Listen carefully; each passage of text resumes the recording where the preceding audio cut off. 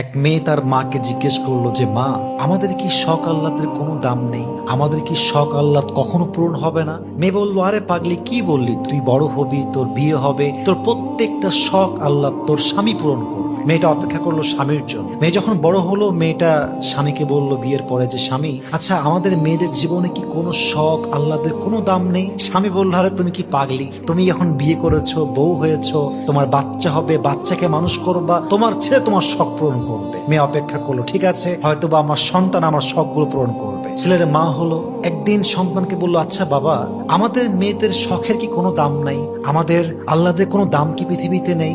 সন্তান বলছে, মা তোমার কি মাথা খারাপ? তোমার বয়স হয়ে গিয়েছে, তোমার এক পা কবরে ঢুকে গিয়েছে, তুমি এখন আল্লাহ বিল্লাহ করবা, কবরের ফিকির করবা। তখন মেয়েটা বুঝতে পারলো যে আসলে পৃথিবীতে নারীদের শখ বলতে কিছু নেই। পৃথিবীটা নারীদের আহ্লাদ পূরণের জায়গা নয়। নারীদের প্রথম এবং শেষ ঘর কবর ছাড়া আর কিছুই হতে পারে না। ঠিক কিনা বলেন?